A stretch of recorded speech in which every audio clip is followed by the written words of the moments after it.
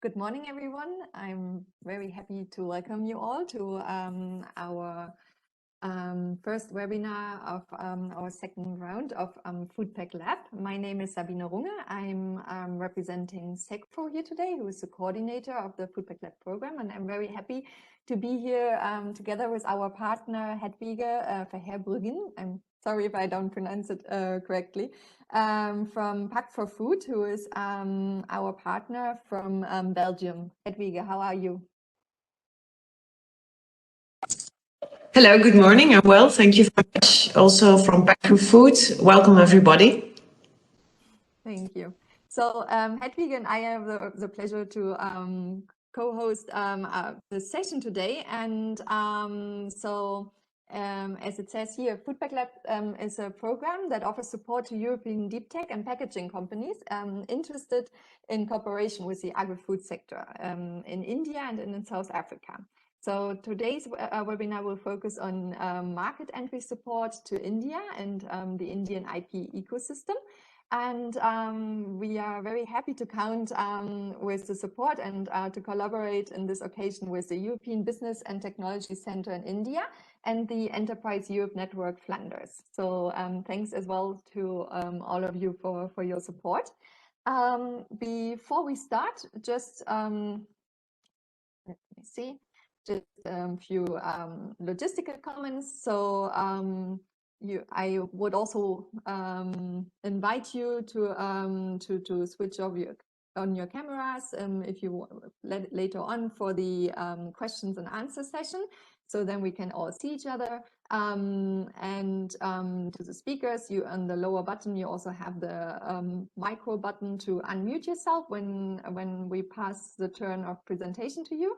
And to all the participants, please do not hesitate to put any questions into our chat, and we will then deal with all the questions at the end of our webinar today, okay? So yes, I don't want to entertain you any longer. Let's get started.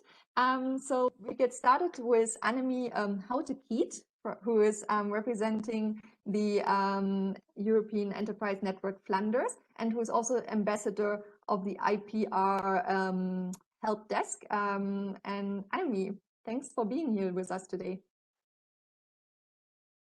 Thank you. I will share my presentation now. Just a second, I'm just passing the bowl of presenter to you. Okay. So you should now receive the notification and be able to share.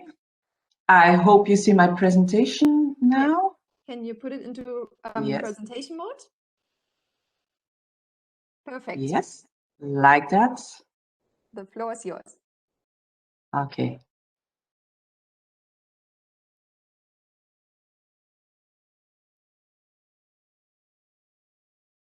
So we see everything fine.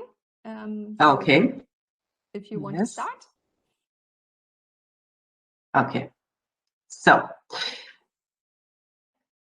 also from my side, a warm welcome in this webinar. Enterprise Europe Network, both India and Flanders, is co-organizing this event. So a quick word on the Enterprise Europe Network. The Enterprise Europe Network was launched in 2008 and is the world's largest support network for small and medium-sized enterprises with international ambitions. So,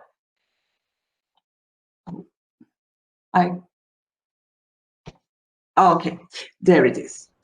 The network is active in more than 60 countries worldwide, and it brings more than 3,000 experts from more than 600 member organizations together. Such member organizations are chambers of commerce and industry, regional development agencies, but also universities and so on. The name is Enterprise Europe Network, but we don't only cover Europe, we also have antennas in other parts of the world. Also, EBTC is our Enterprise Europe Network partner in India. So we are a one-stop shop that gives practical advice and guidance to SMEs that want to internationalize. So what do we do in practice? We assist companies looking for international business and technology partners. The Enterprise Europe Network can help you find partners to grow and expand abroad. We can search for business partners, such as distributors or agents, but also technology partners or R&D partners. Therefore, we use profiles in our partnering opportunity database, but we also organize B2B meetings during international fairs, events, and conferences. A second thing is advice for international growth. So we give practical advice on doing business in another country, information on EU laws and norms, standards, and also advice on IP.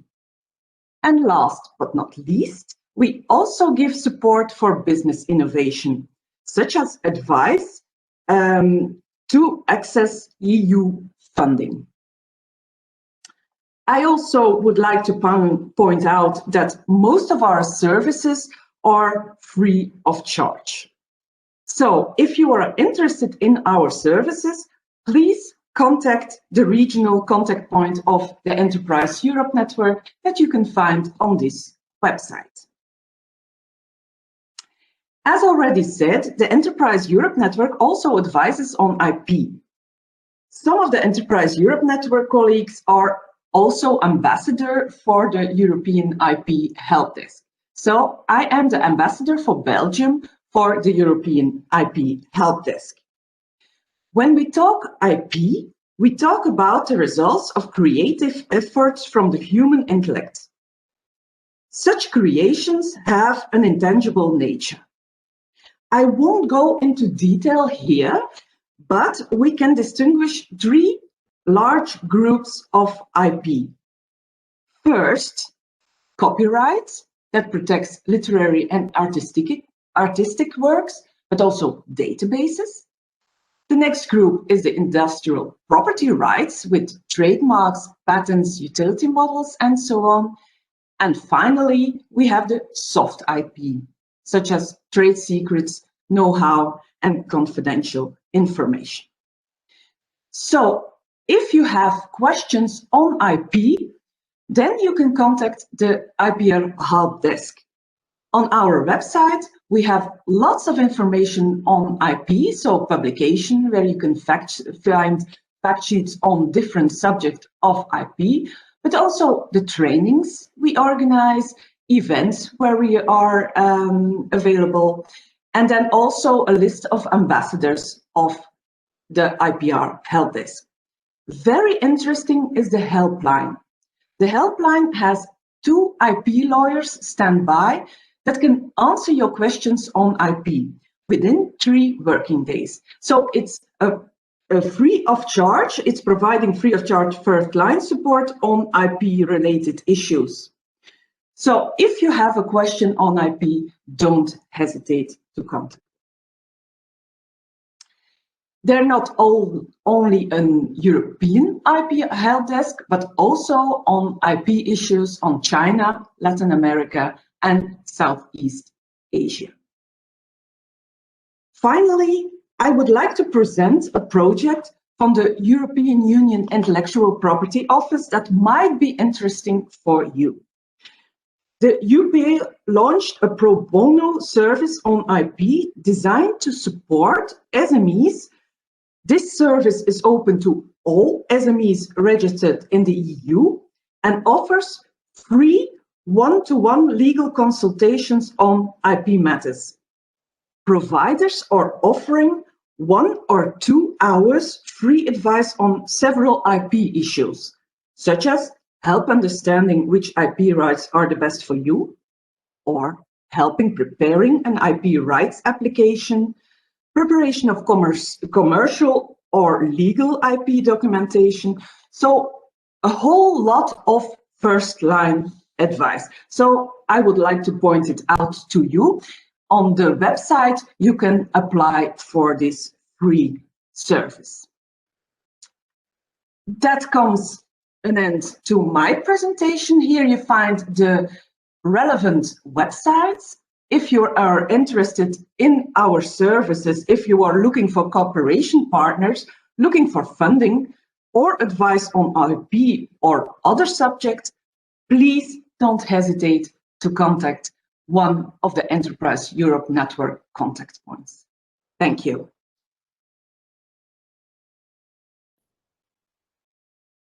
Hedwige, you can unmute yourself. Excuse me, thank you for noticing it. Annemie, thank you very much for this interesting presentation. I would now like to welcome and introduce Mrs. Hana Onderkova. She is Head of IP in the European Business and Technology Center, EBTC, and she will introduce you to the Indian IP ecosystem and Europe-India IP Forum. After this session, Mr. Joel Fernandes and myself will moderate any questions and answers that you still might have after these two presentations. Anna, the floor is yours.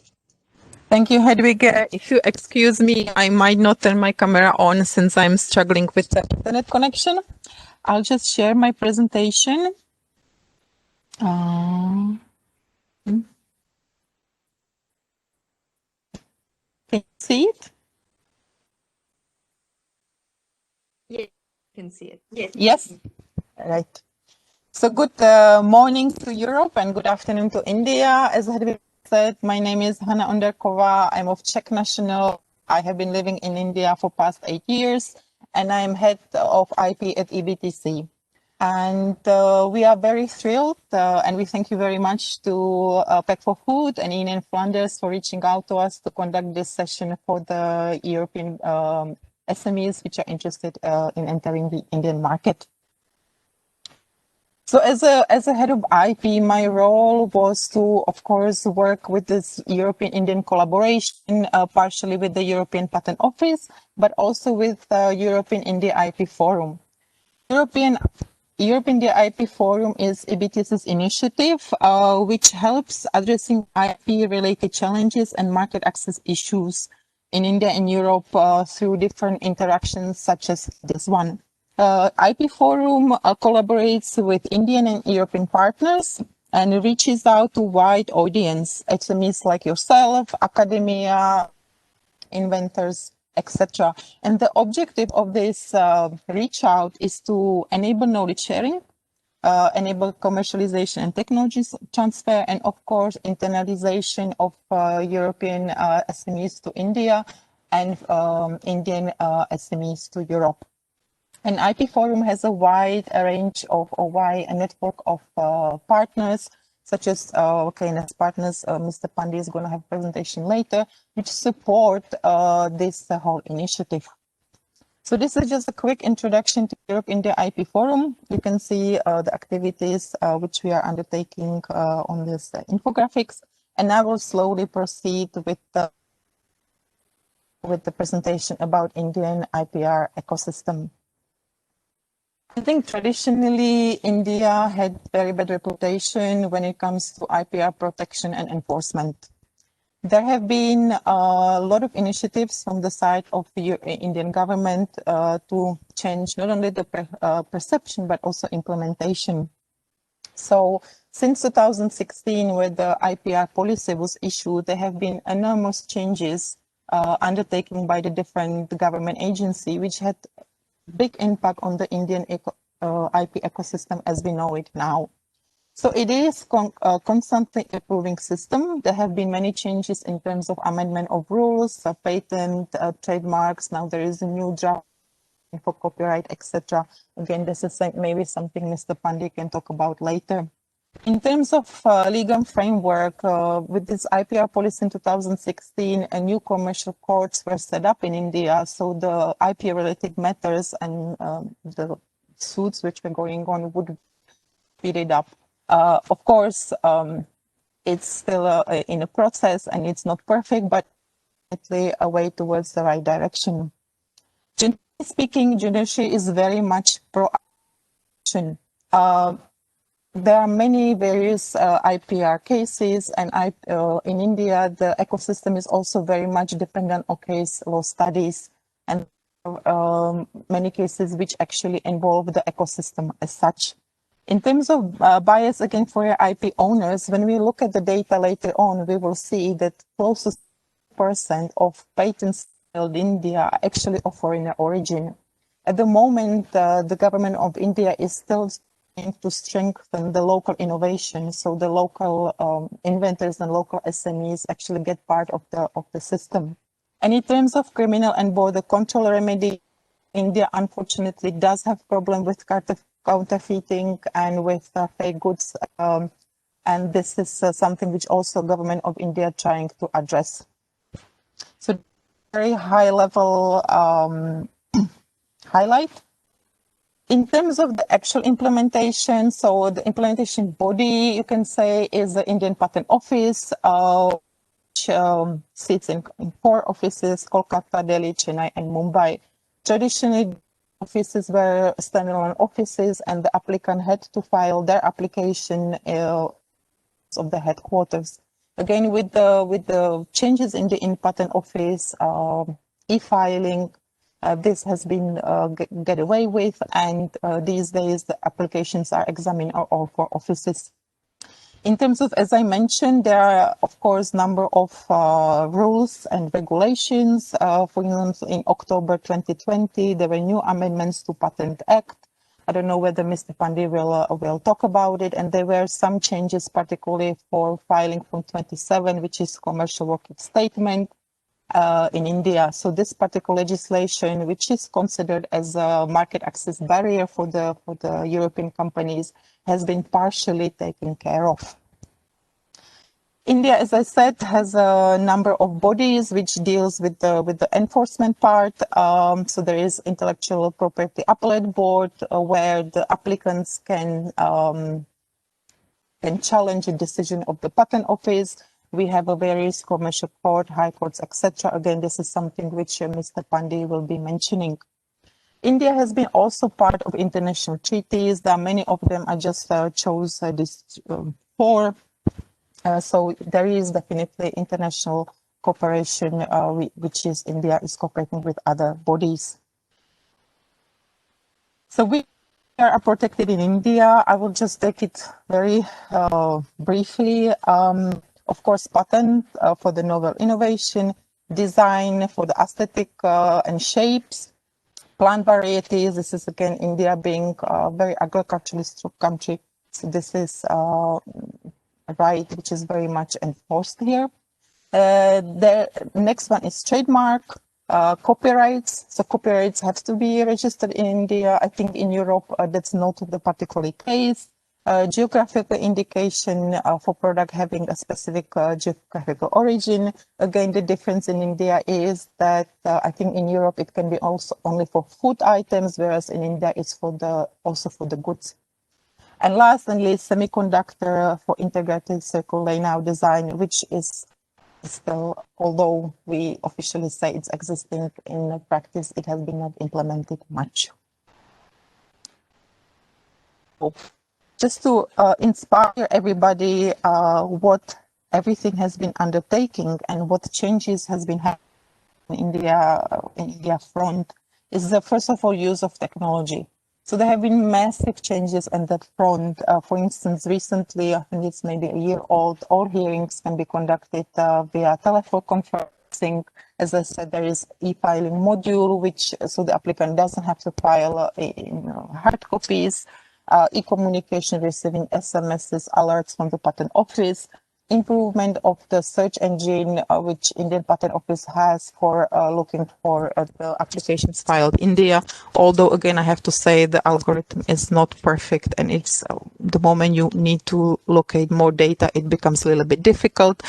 And very recently, Indian Patent Office has awarded tender for artificial intelligence in patent processing. So I'm sure in the future we will see more changes happening at the Indian Patent Office. One of the, again, major changes I would see is actually increase in manpower. I think Indian Patent Office hired close to 300-400 new examiners, which significantly increased number of examined applications. If we will see the data later. So, for instance, from last year, there's 41% more examined patents than in the previous year.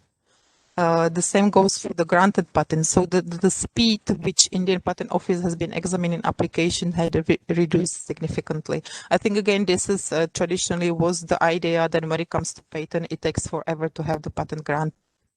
As a matter of fact, due to the higher manpower, there is a decrease in process time from 36 months to 12 to 16 months by March 2021. At least that was the target.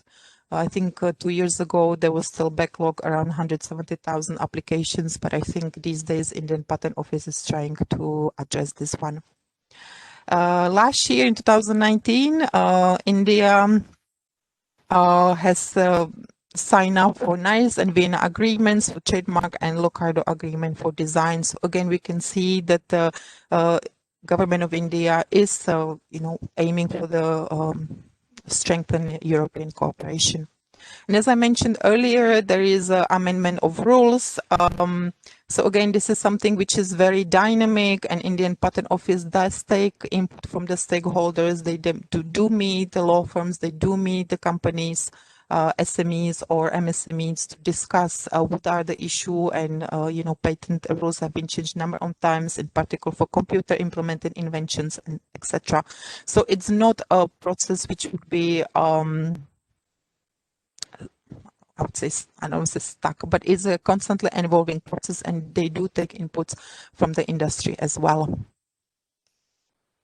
So when we look at the patent applications, particularly patents, you can see that in terms of examined patents, that there has been a really massive increase in the examination process.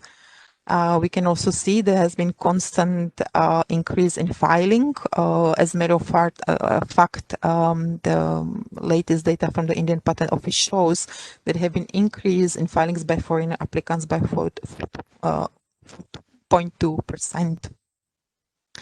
What is also worth mentioning when you look at the purple column disposed, India traditionally, I would put in brackets, suffered for very large amount of abandonment. So it does happen very often that, as you see, a lot of applications get abandoned at a certain point of the time. There might be various reasons for that. Sometimes the applicants would become tired of waiting. Sometimes they don't reuse the product. Sometimes they file the application only as a defense application, etc. But the truth is that there is still a very high rate of abandonment of the applications in India, patent applications in India.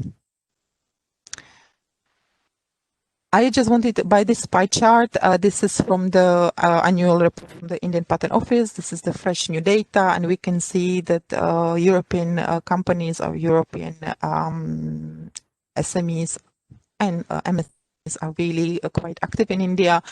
So the biggest filers will be traditionally Germany, follow Netherlands, Sweden, etc. So this is again very interesting trend.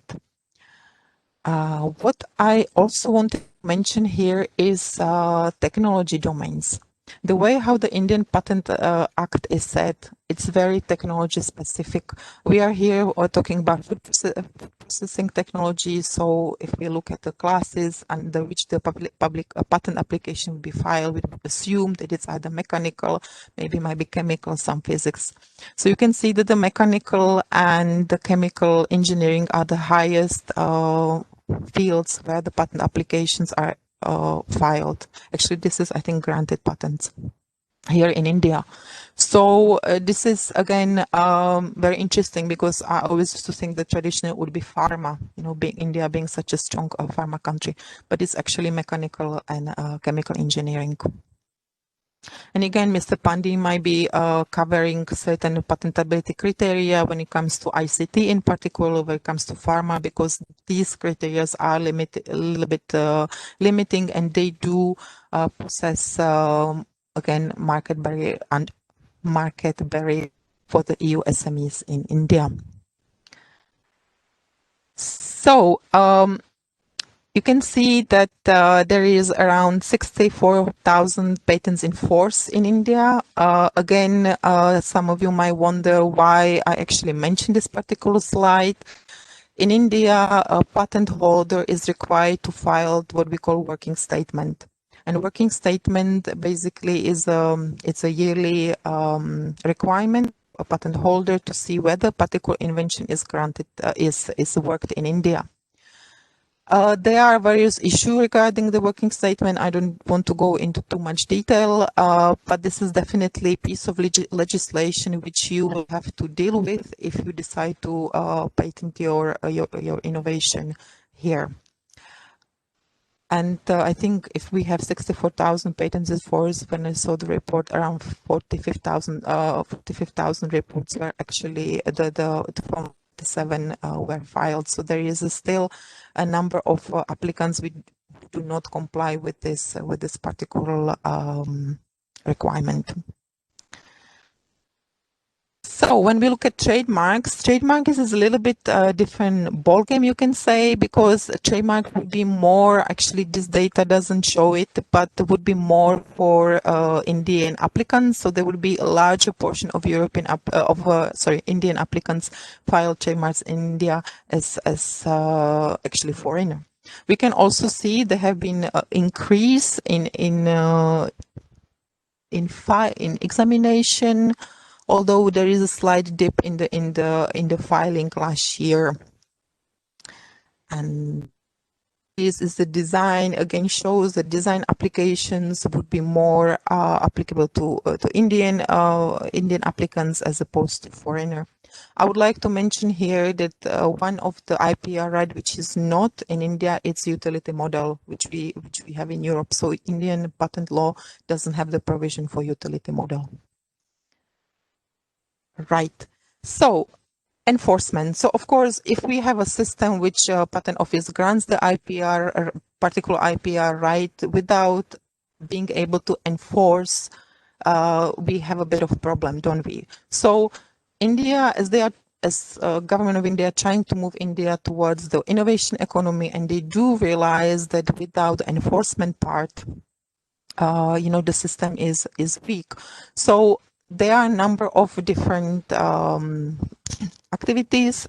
First one is a civil action and action of enforcement for all intellectual property rights, which grants permanent interim injunction. I think this is with the commercial court. Again, Mr. Pandey can correct me if I'm mistaken. The interim injunction can be provided that all paperwork is all in order, can be granted pretty quickly. The next one, the applicant can ask for damages. This is again a little bit, the damages, obviously considering we are coming from Europe, not be awarded very high. So hopefully going forward, this will be something which India court will acknowledge going forward in the future. Other provision is account of handling over profits, sailing on infringement accounts and materials, and of course delivery of goods and packaging material for destruction. For infringement of trademark, copyright, geographical indications, plant varieties, and semiconductors, there can be also criminal action. So you can register FIR and filing a criminal complaint. Oh, sorry, I'm missing before the particular court. As we mentioned, the counterfeiting being a big issue, there is also border control measures and enforcement rules for imported goods. So, although everything probably sounds great and all very peachy, there are still challenges in the present ecosystem. Despite the establishment of the commercial courts, there is still backlog in courts and the system is a little bit slow.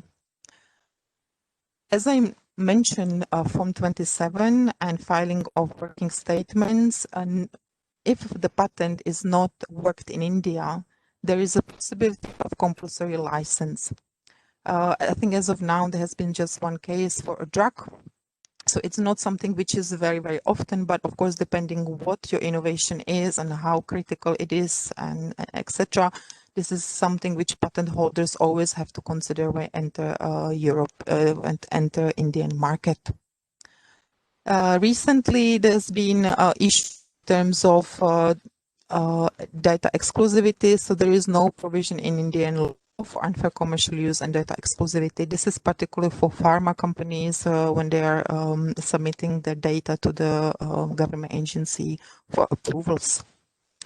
In India, there is no codified trade secret law.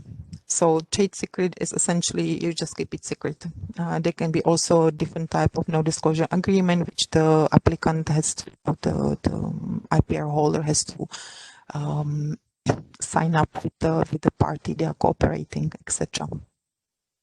In terms of scope of the patentable innovations, again, as I mentioned, for the particularly the pharma and ICT, the way how the section 3K for ICT and 3D is defined, they can pose limitations for the invention. Again, I don't know whether that's particularly the field where this webinar is operating for, but this is again something to bear in mind. And lastly, there is no legislation dealing specifically with counterfeiting and piracy. In general, counterfeiting and piracy is addressed through various different acts as a trademark, etc. There is a whole list of different acts which are actually used to stop piracy and counterfeiting, depending what this particularly good or product is. So that's very quickly from my end. This is a very brief introduction of the Indian IP ecosystem, and if you have later on any questions, I am happy to answer. Thank you very much, and thank you for your attention.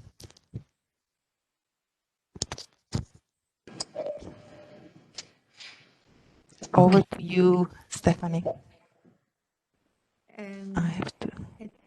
I welcome also Mr. Pandey. He is partner of the KNS Partners Europe-India IP Forum expert, and he will introduce you to the more specific requirements of the Indian IP system. Welcome, Mr. Pandey. Thank you. So thanks to Hana, Sabine, and all other colleagues. So hopefully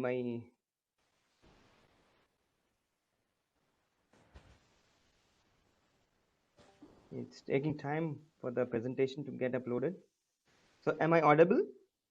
Yes, and I guess it just as last time during our test, it just takes some time until the presentation will appear.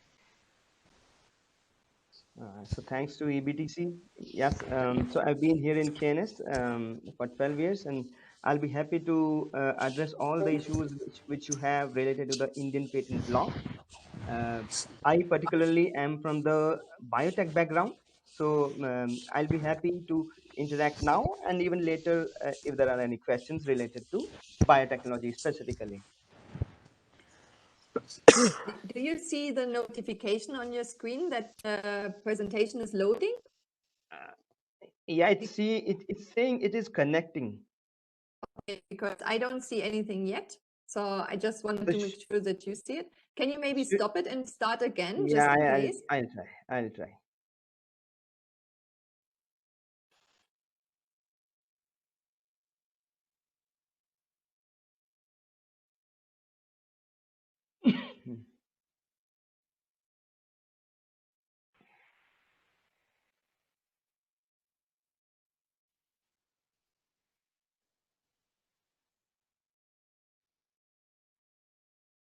So I have clicked your entire screen thing. Okay. And I still don't see still it. showing that it is connecting.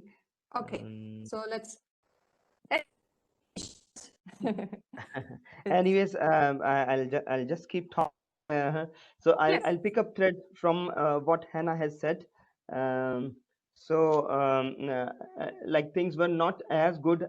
Maybe I'll say maybe 10 years ago, 5 or 10 years ago. But after this government has come up, they have proactively taken steps to encourage patent filing. They have taken steps to protect various types of IPs and strengthen the laws related to various IPs. It still doesn't appear. Could you maybe send me your presentation I'll by do that. email, I'll do and that. then I just give my email address one more time here in the chat, just in case. No, yeah, your mail ID is there with me. Okay, good. I'm just sending it to you. That can share it with you, and thanks to all the participants for your patience. These foreseen things always happen during in-person events, virtual events, so at least we see we are still we're still not able to overcome technology completely. Sharing, actually. Okay. Can see your screen now. So, okay. So is it coming now? Oh, I see viewing applications. Now I see only a white background. And now it's a so I don't to my email address. Yes, I have sent it to you. Okay, then I will just download it, just a second, and then please feel free to let me know when I should I just received it, and let me know when I should the slides, okay? And then Yes. I will do that. Okay, just a second.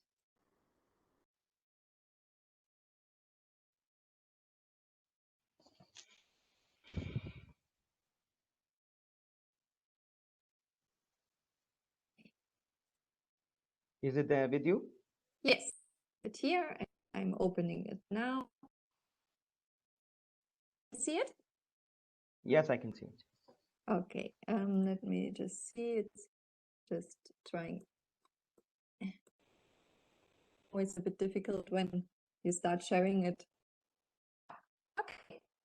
Yeah, thank you.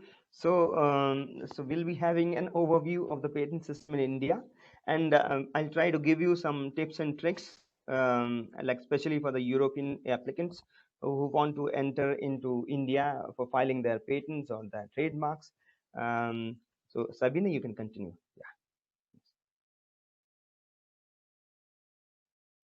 So, so there are various legislations which are in place in India and which regulate the various, like we have the Patent Act, under which we protect the patents.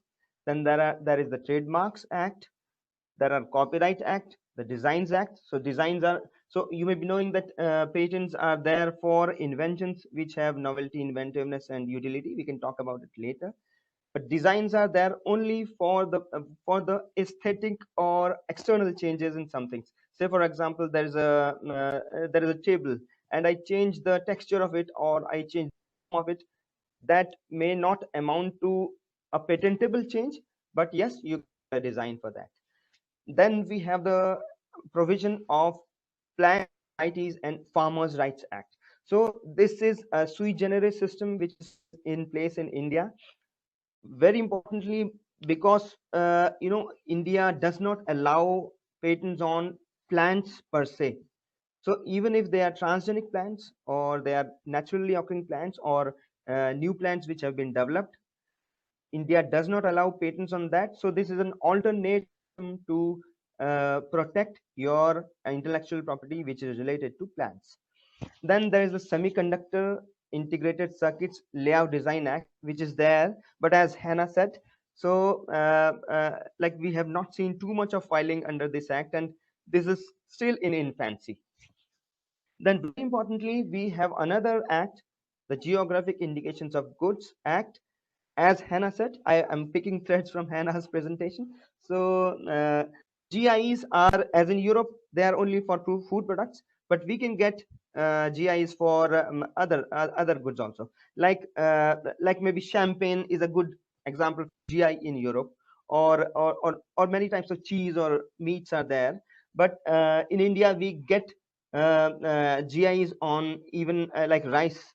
We get GIs on tea. We get GIs on particular types of clothes, and even products which are, so GIs are IPs which are given to goods which originate in a particular place, and they their properties because of the origin from where they have been born.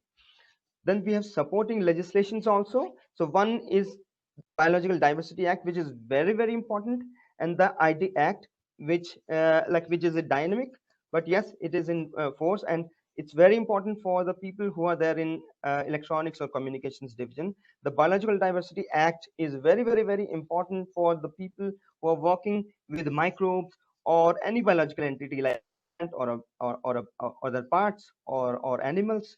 So whatever is of biological origin, this act comes into play, and the government or the patent office and the NBA. So NBA is National Biological Diversity Authority. They are very strict about the implementation of the Biodiversity Act. Sabina, you continue, please.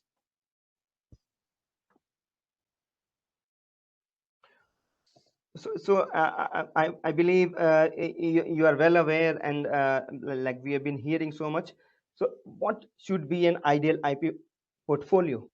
So if there's a company which wants to grow, which wants to deter its competitors, which wants to incur some cost or like have money in surplus, they have good products, then the ideal IP portfolio would be to have patents, designs, copyrights, trademarks, know-how, trade secrets, confidential information. All these are very important to have like an exponential growth. So I'll say one thing here, that people, there's a saying that what is in the name, but I'd say that if you talk about trademarks or the laws, there is too much in the name. So I'll give you an example, and it's a 2017 data that just the name of Google, Google, that the cost or the value of that, just that logo or the trademark, was more than 200 million. So you can see how important a trademark is, and patents are even more important because they give you much more money than a trademark.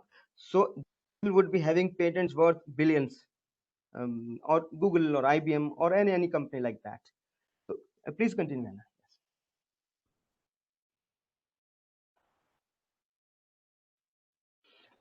So like all these IPs, they have a lifetime also.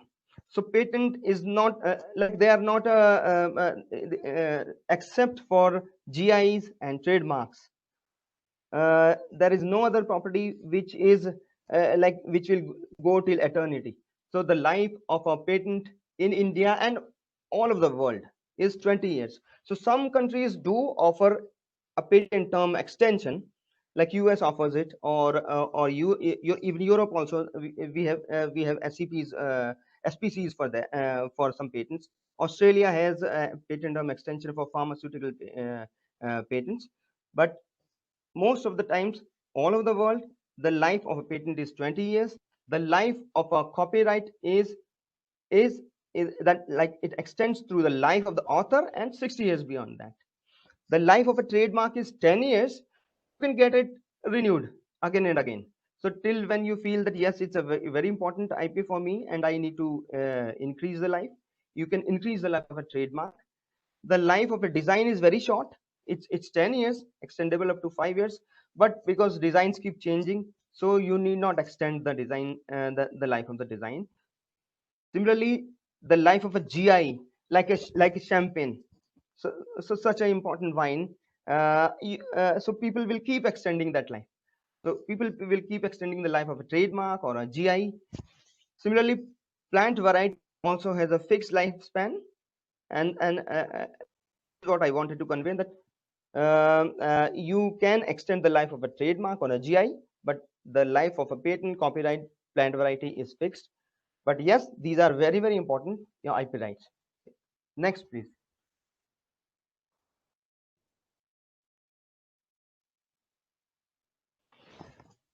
So like if you want to go more into the patent system in India, so as I told you that it's a statutory protection for 20 years. The government of India, any government all over the world, they will give you this right for 20 years to stop others from producing the product which you patented. So India is a member of Paris Convention, under which we can file the PCT applications. We do have a shortage of time. We can we can talk about it over the mails. So we are the member of PCT convention. We are the member. So we are TRIPS compliant.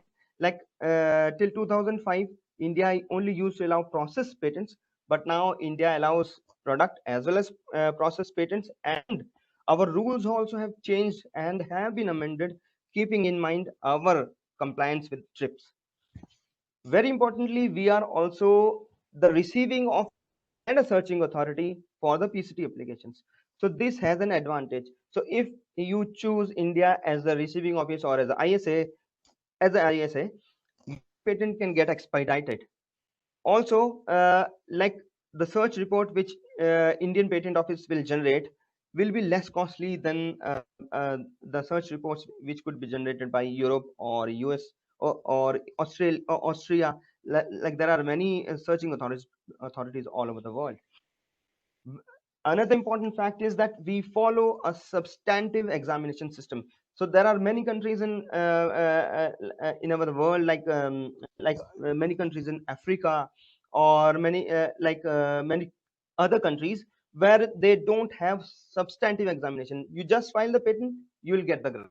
But here it is not so. There are rules in place. There is an act in place. So you have to go. You have to file the patent application. You have to file the request for examining, getting your patent examined. Once that happens, you will receive a first examination report to which you have to respond in 6 months.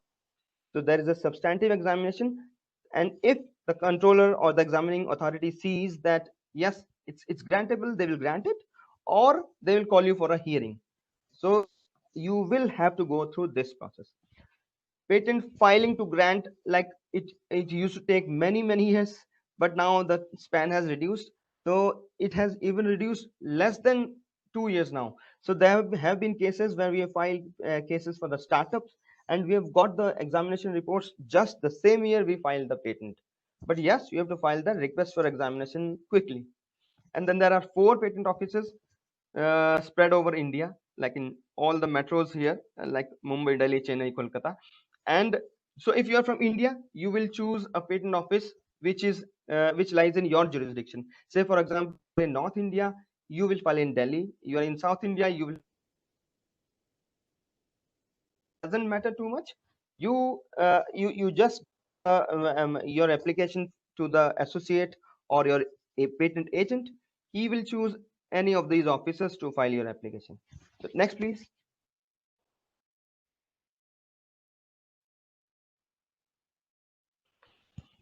So yeah, so this is an important thing to note. Who can be an applicant in India? So you as an individual. So if you have an invention, you can be the inventor. If you're working in a company or in an organization, the company or the organization can be the can be the applicant. So unlike US, where the inventors themselves are the applicants, here you can be the applicant. But if you are the employee of some organization, you have to go through that that organization, and then in that case they will be your assignee and they will file the patent for you. Only the difference that there are differences in the fee. So if you file as an individual, that will be less costlier. If you file through an app, that will be more costly. But yes, if you are an employee, you are bound by the contract with the organization. You have to go and file through your assignee, which company. So here in India and in most of the world, now we follow first to file. So whoever files application first or before the competitor, he will get the right. So even though you have been researching for long and you take some time to file the application, you may lose the right. So the person who will file the application first has the first right.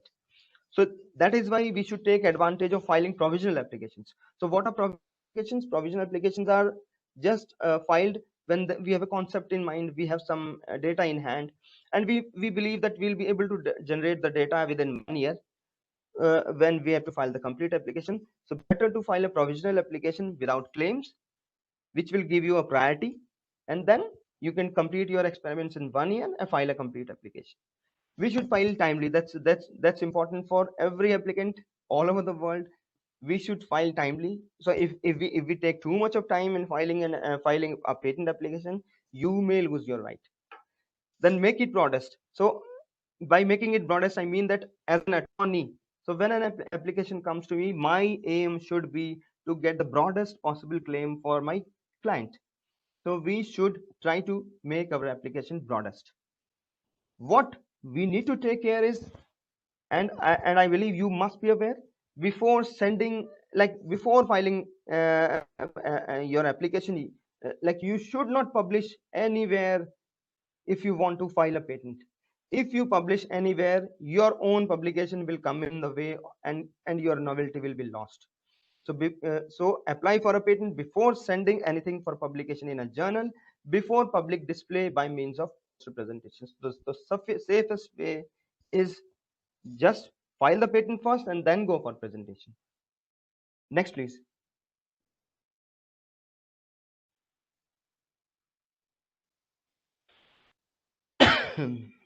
So this is the timeline, some of which I have told you also. So we file an application. When we file an application, we have to file some forms. So there is a form 1, form 26. Form 26 is the power of attorney. Form 1 is the assignment document, where an inventor assigns his rights to the applicant. So these forms are to be filed within 3 months now. The time limit has been reduced. There is a special form 3, which we will talk about later also. So form 3 is the information of the application, which are your corresponding applications which are there in all over the world. Say for example, you are from Europe, you have filed the application in USA also, in Australia also, in Canada also, and now you are entering India. So you have to give all the disclosure of whatever status is there in these corresponding applications to Indian patent office. That is called form 3, and that falls under section 8 requirements. So you have to comply that within 6 months, and that's a statutory and continuing duty until your patent is granted. You have to keep filing the updated information to the patent office. So file your forms quickly, then you go for filing request for examination, so that your patent application comes into queue quickly, and the proceedings are expedited. So best way is file your application, file all the forms, and file a request for examination, so that your patent examination gets expedited. What will happen after filing a request? As I said, you will get an examination report, to which you have to reply within 6 months. After that, if the controller or the examining authority is fine with your submissions, he or she will grant the case, or they will call you for a hearing. So you have to attend the hearing. As the agent, I keep attending many of our applicants. So there we interact with the controllers and try to convince them how and where our patentability lies, where is our inventive step. After that, they grant us the application. There are also provisions of a pre-grant opposition and a post-grant opposition here. So if you feel that your invention has been wrongly filed by someone else, or you cheated, you can go to the patent office and tell them before that application gets granted that yes, I was the inventor, I had the right to do that. You please, I want to file an opposition. So there is a provision of a pre-grant opposition, and then there is a provision of post-grant opposition also. So pre-grant opposition can be filed after your public application gets published till it gets granted. So it's a very large window. But a post-grant opposition can be filed only within 1 year of the grant of your patent. So you need to keep all these things in mind, so that like your patent gets secured, it gets granted quickly. So we can proceed. Yeah, Sabina, we can proceed. So there are some peculiar provisions which we must be aware, or which we must check before entering India. So one of the most important provision is that of FFL, which is a foreign filing permission, foreign filing license. So a scenario where the applicant is from Europe, but they have Indian subsidiary, and some of the inventors are from India. So in that case, the if the inventors are from India, so the invention has been conceived in India and developed in India, then you need to take a foreign filing license from the patent office before you file the application. If you don't do that, there is a penal provision for that. So only there are two places where we have a penal provision. One is under this FFL, another is under NBA. So if you don't take proper NBA permission, or if you don't take proper foreign filing license, you may be sent to jail, or you may be levied a heavy so take care of FFL.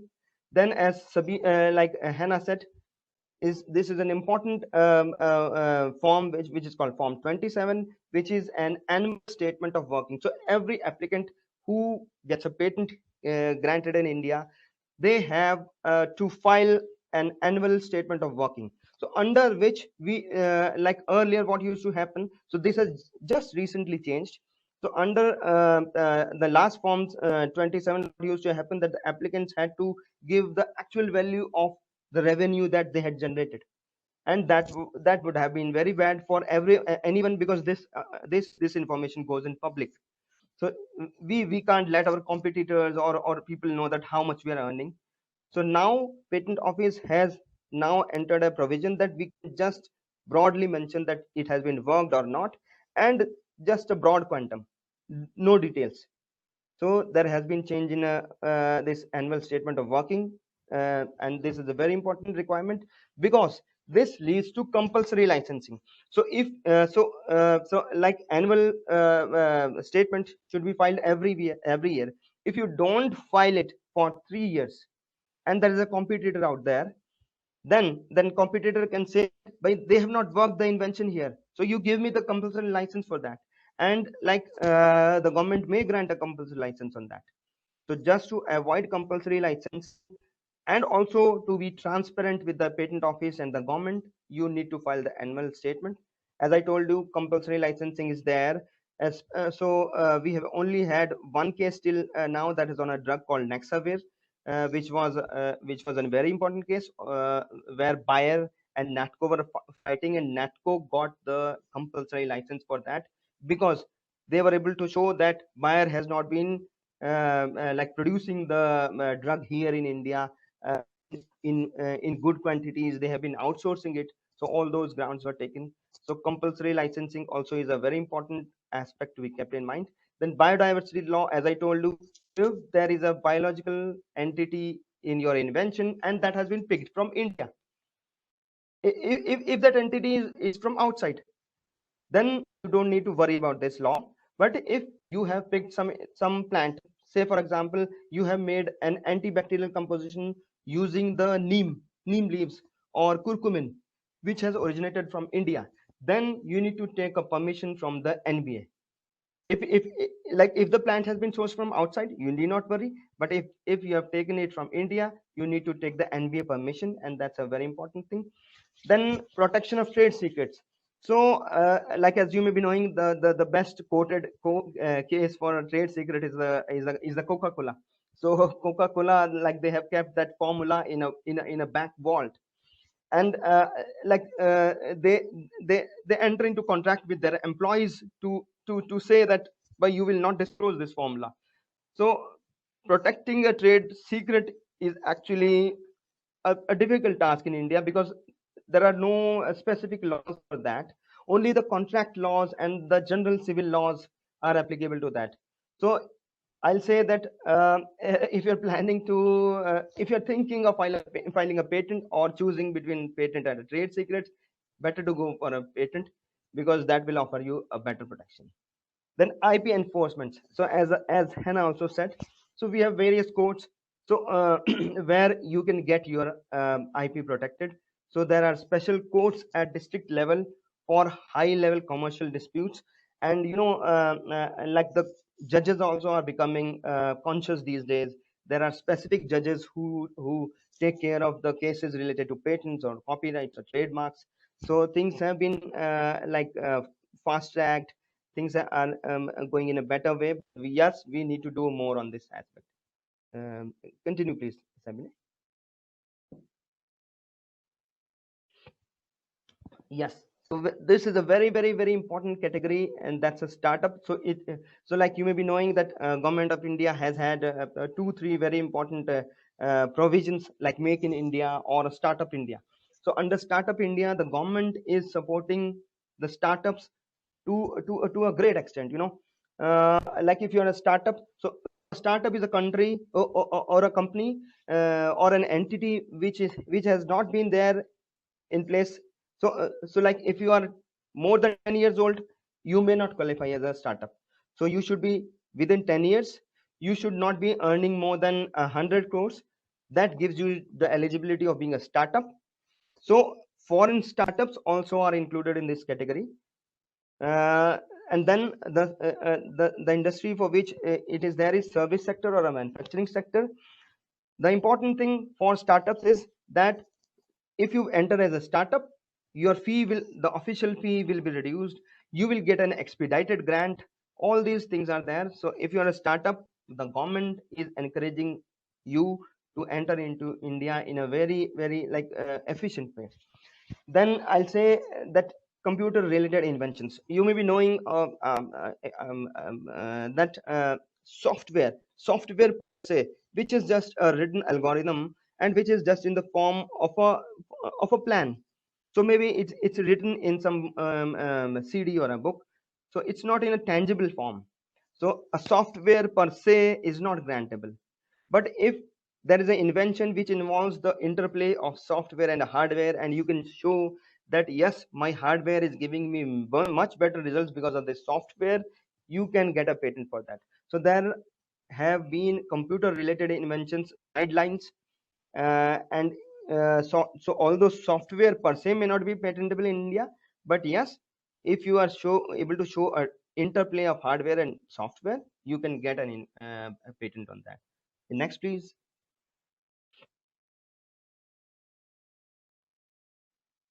So as I told you that Indian government has taken many steps to expedite examination. So first thing is like before 2016 and earlier, we like when we used to file a patent, we used to get 12 months to reply to the examination report. But now that span has been reduced to 6 months. So this also has led to increase in rate of examination. Then now we have around 1000 examiners, so they are examining the applications quickly. So like 2-3 years earlier, what used to happen that like applications where we had filed request in maybe 2015-16 got examined after 3-4 years, but now we are getting examination reports for inventions where request for examination has been filed just last year. So the way to expedite is you file the application, you file the request for examination quickly. You can also file a request to expedite that. So there is one normal route of filing a request for examination. Another route is to file an expedited request. Also, like female applicants, if they're they're in the invention, they are getting the expedited examination. Government entities are also getting. Then we have patent prosecution highway in place with Japan only. So like that pilot project is running with Japan, but there are other countries also in line where India is discussing the provision of this PPH.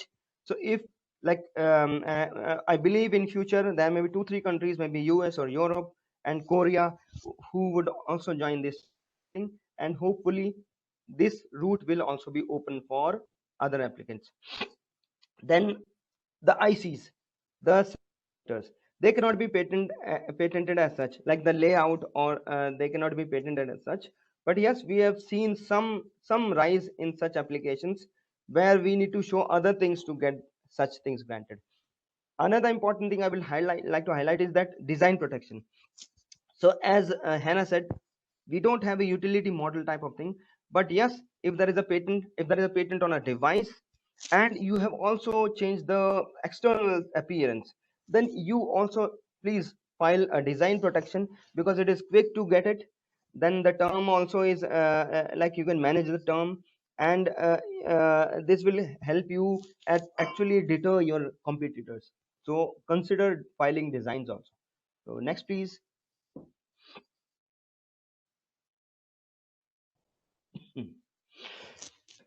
So what are the relevant agencies to which any applicant would go when he or she would file a patent? So first thing, I will file the application in the patent office. There we have the provisions of filing and oppositions. So if the patent office rejects your application, you have the recourse of going to IPAB. So IPAB is that's a board, intellectual property appellate board. So whenever a controller rejects your application, you can go to and appeal to the IPAB that I believe that my application is grantable and you should grant it, or the controller has rejected it on wrong grounds. Please take up my application. So you can go to the IPAB. If you don't get a recourse from IPAB, you can go to the courts also. So the civil courts are also, like, you can go to the civil courts to get your rights enforced. So there have been increase in conscience effort to bring in changes in the system by bringing the judges and technical members with experience in IPA matters in courts and IPAB. So like IPAB had not been functioning for 4 years now, but recently only we have technical members also, we have the IPAB head also. So we are getting many applications through IPAB, which are being examined now. So next, please.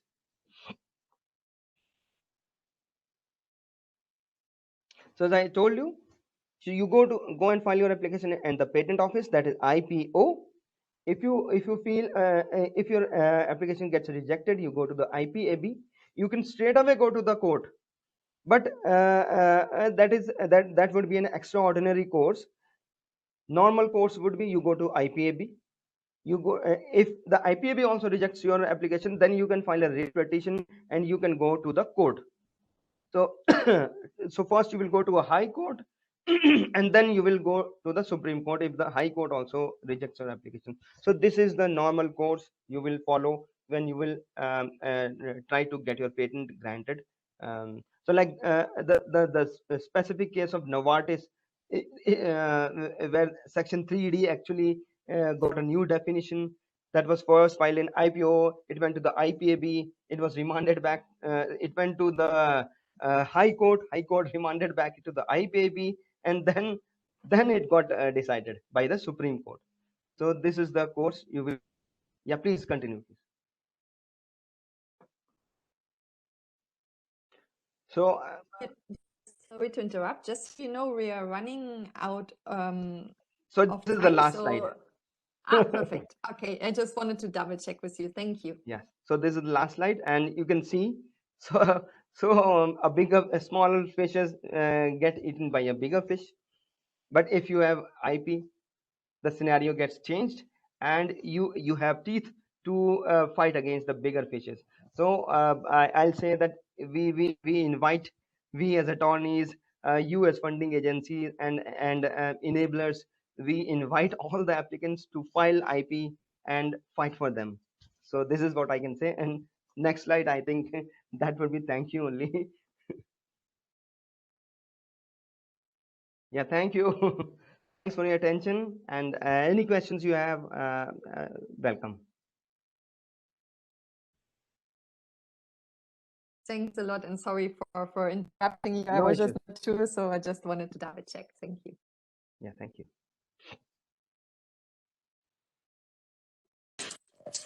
Okay, thank you very much, Mr. Pandey, for your elaborate presentation.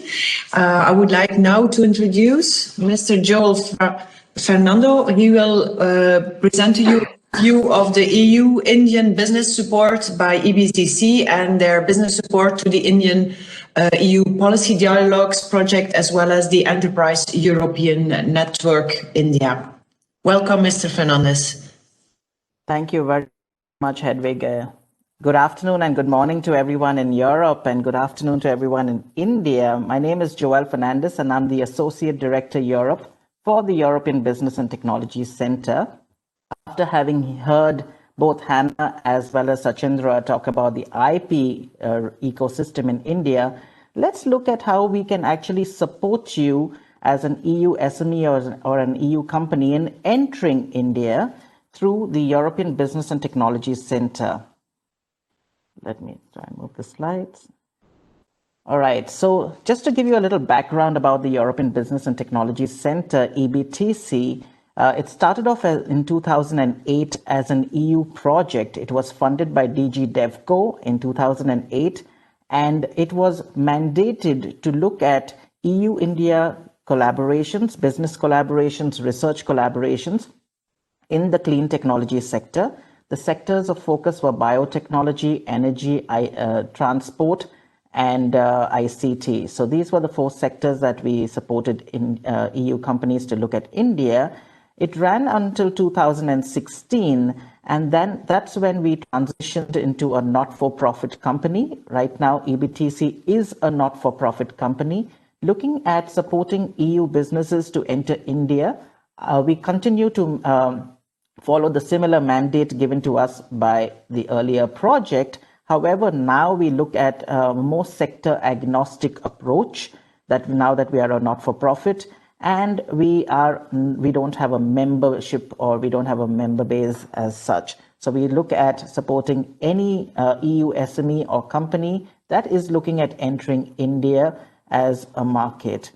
In 2019, we've been awarded a project called the Business Support to the EU-India Policy Dialogues Project, which is a project that supports EU businesses in the sectors of energy, environment, ICT, and urbanization. I will talk to you more about this particular project and the kind of support that this project is now offering EU businesses. EBTC in 2020 has looked at more of a project looking at pilot projects in India with EU-India pilot projects. We are looking at EU-India cluster collaborations. More information in the next few slides. We've already talked about the IP forum that already exists now with EBTC since earlier this year. To tell you a little bit about the EBTC team, we have a presence in Europe. I sit out of the Brussels office here in Belgium, where I support the relationships and the networks with the European Union that is based in Brussels, all the different associations here in Brussels, as well as we have colleagues in Germany as well as in Spain that support us on our networks within the EU. We have a very small team. We are a team of 20 of us in totality, and most of my colleagues are based in our headquarters, which is in New Delhi. In terms of market expertise, we have a great network both in the EU as well as in India. Our networks are pan-India, since we used to, as a project, when EBTC was a project, we had 4 offices. One was in Delhi, one was in Mumbai, one was in Bangalore and in Calcutta. So we have really had a pan-India presence, and we are leveraging on those relationships that we had and had. I used to manage the Mumbai office since I come from the city of Mumbai. I used to manage EBTC out of Mumbai in 2014. So I've been with EBTC for a very long time. In terms of forums, we have the Europe-India IP Forum, the Startup Forum. This is something which we have just launched. I know that Shachindra talked about the benefits that the government of India is giving to EU or international startups to look at India. So we have also a startup forum that we have launched. We also have a corporate finance forum. Remember, entering India can be very challenging for a company because you need to have a long-term strategy. So how do you manage your finances? And that's the reason why we have started this corporate finance forum, which supports you in raising capital in India through different mechanisms that we are able to propose. In terms of network and access, right at the start, Annemie spoke about the Enterprise Europe Network. EBTC is the nodal point of contact for India. We work very closely with all our EEN partners across the globe so that we can look at bringing in those innovative solutions and technologies to India. We also are the leaders for the EU Excellence in India program, which is part of the business support to the EU India Policy Dialogues project, which I will share with you in a few minutes.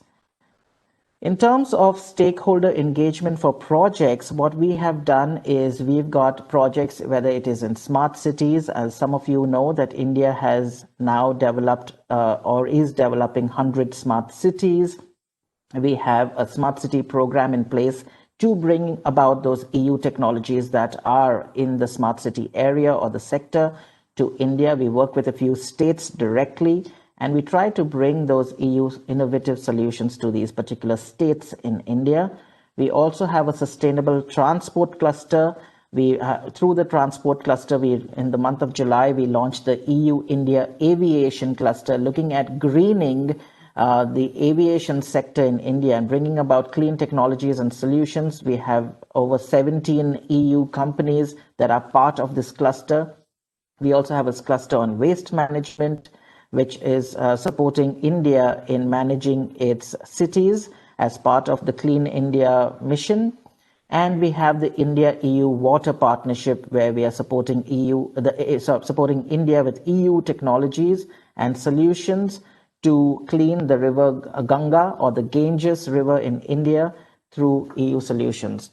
We also have these different forums that I already mentioned to you about, so I will not talk more about that since they are just reference. In terms of partners, we work with different partners in India. Most of the EU institutions already in India or establishments, we work very closely with them. We also work with the Indian partners, for example, Invest India. We work very closely with that organization to support you, and we tag team and collaborate with such organizations to support EU businesses to look at India as a market. We also work with GIZ for the water management project that I just talked about, the EU-India Water Partnership. We work with different organizations, for example, the multimodal logistics cluster that we have in terms of transport. We work with Deutsche Bahn out of Germany. So there are different partners that we work with, and to again mention that we work very closely with the Enterprise Europe Network in India. Now, let me move on to the next part and talk to you about why you should be looking at India over the next few years. And with that, I would like to talk to you more about the business support to the EU-India Policy Dialogues project. EBTC is a consortium partner of this project. The lead partner is GFA Consulting based out of Hamburg and Eurochambers based out of Brussels. It's an EU-India funded project, which is a direct outcome of the new EU strategy on India. I already mentioned to you about the sectors that we focus on, whether it's environment, energy, climate change, ICT, and urbanization. More information is available on our website. We do happen to work with all of the other EU-India projects that are in India, and we showcase their information also on this particular website. So it's more like a one-stop shop for all the EU-India activities, because all these activities feed into the policy dialogues between the EU and India. Now, why look at India over the next few years? As you will see, we in India, as a country, we have been doing extremely well on all indices, whether you look at the Global Innovation Index, whether you look at the ease of doing business in India index. These are different indices that I just wanted to showcase to you as to how India is improving its ranking on a global scale since the last few years. We also have a very good startup ecosystem. We are the third largest ecosystem globally, and the government of India is focusing on SME entry as well as startup entry from international countries to India. In terms of what I wanted to showcase to you here is that India is also very keen and focused on the clean energy sector and climate change. So we are, as a country, looking at innovative solutions that are green. And I also did a presentation for the similar organization, SECFO, who is organizing this on water tech. So earlier this year, and I think today we are talking about food tech. So I think over the next few years, India is definitely focusing on the clean energy, the clean tech sector through all the other subsectors within its gamut. The Prime Minister of India very clearly mentions out here in what I wanted to show you is he has this 4D approach, which is democracy, demography, demand, as well as diversity. So when you are looking at India, don't look at it as one country. We have 28 states and 8 union territories. And each of these 28 states in India is managed like a country on its own, because we have they are competing amongst themselves. They have different advantages. So when you are looking at India, look at the right state that actually benefits your product or your technology, because what you might have as a solution may not work in a city like Mumbai, but it might work in a city like Delhi.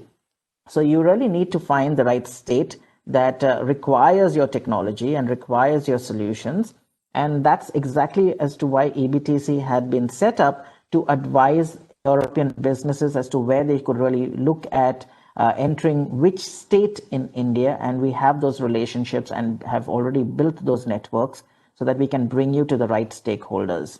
Now, this slide I wanted to show to you because we are talking about food tech. And if you look at just the numbers, we have India's manufactured food products and beverages exports went up to, in 2018-19, were up to $35.3 billion. It is definitely an emerging processing hub where you have 3 states in India which have the highest number of registered food processing units, which is Telangana, Tamil Nadu, and Andhra Pradesh. All these 3 states are in the south of India. I would also add that a city like Pune and Gujarat has, in terms of milk production, is definitely a state which has got the highest amount of milk production in India.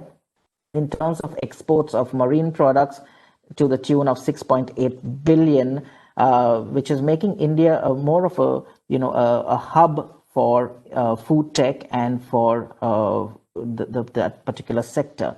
Now, I would like to ask you a question. If are you really ready for India? And what we did under the business support to the EU-India Policy Dialogues project, put together an online tool or a quiz to just guide you and to ask for you to self-assess yourself before entering India. So all of us can give you all these fancy presentations and talk about these opportunities. But have you really done your homework? Have you, as a business wanting to look at India, really looked at understanding the market on your own? Have you done your research? But if you've not, or if you have, we have put together a quiz that enables you to look at your IP, look at how do you manage the cultural differences, how do you present a business card in India, how do you start off a meeting in India, whether you start off directly or whether you talk about personal relationships and build those personal relationships when doing business with India. It's all very different how business is done in India. So it's very important to understand the cultural aspects. How do you raise capital? How do you file for your IP? So these are, and how do you hire people in India? How do you bring in and recruit people? So this little video that I wanted to show you, it's only a minute and a half, that will show you about this particular initiative that we started. It's called the India Readiness Kit. You can look it up on YouTube or visit the EU-India Policy Dialogues website and have a further look at this video, but just for your information.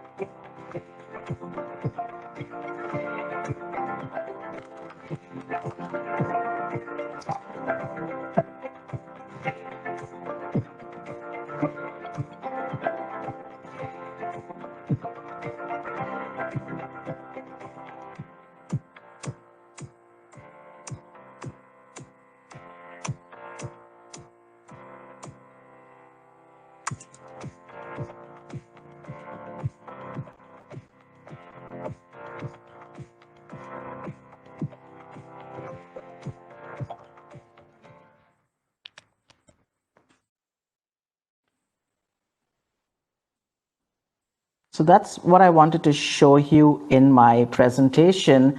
And I would like to end my presentation just to talk to you about the support being extended to EU businesses through the project. Well, we have I mentioned to you about the European Excellence in India program, which is focusing on, which focuses, is a task force that brings together EU companies in India that are in the clean technology sector or the sustainability sectors that have signed a declaration that they would support India and support, any Indian associations as well as the government of India in terms of its activities and to create different kind of cooperation models and facilitate access to projects. So this is a program that has been launched earlier this year. Already spoke to you about the European India Readiness Toolkit. We have the European Technology Engagement Cell, which is part of the India-EU Water Partnership through GIZ or GIZ that is based in India. We're trying to bring about EU businesses to come to India and be part of this network or this cluster. So we have an online platform called this eTech platform, ETEC, where we are trying to bring and showcase your technologies in advance on this platform. So it's something, if you're a water company, I know we are not talking about water today, but if you are a company that wants to showcase your technologies in the water sector, you have an opportunity there. I already spoke to you about the European Finance Group and the European Economic Group. So the European Economic Group is positioned as a single European business voice in India. And part of the project is also look at advocacy. So if you have come to India and you are facing certain market barriers and you would like that to be addressed to the government of India, through the business support to the EU-India Policy Dialogues project, we are able to address the issues faced by companies in India through your bilateral chambers to the government of India. So we try to do advocacy as well through this particular project to the government of India. So I'll stop there, and if you have any questions, you are welcome to add them to the chat or ask them directly. In case you would like to visit our social media and our website, I strongly encourage you to take a look at the India Readiness Kit. It's going to take 30 minutes of your time. It's a very easy, fun quiz to take. Have a look at it and see if you are really ready for India. Some of you who are India experts, and I see some of you that have even been part of this webinar through the participant list, I encourage you as well, because sometimes you really have to keep abreast as to what's happening with India. There are laws that are changing. There are regulations that are changing. So this India Readiness Kit is a very nice approach that you as well can take to just keep yourself informed on India. Do follow us and do send me an email at fernandes@ebtc.eu in case you have any questions and you are unable to ask them right now. It might just suddenly pop up in your head that you have a question on India. Feel free to send us an email and we'll be very happy to discuss with you post this webinar. Thank you, everyone, and thank you for having me. It was great to have you all here. We wish you a great rest of the day. Hedwig, would you like to say something as well before we finish? Okay, thank you for having moderated this great seminar, and definitely all the speakers in this seminar for this very knowledgeable presentations. I think we might have many questions coming later on and that we need to digest it. So please feel free to contact us or any of the speakers who have left their email contacts.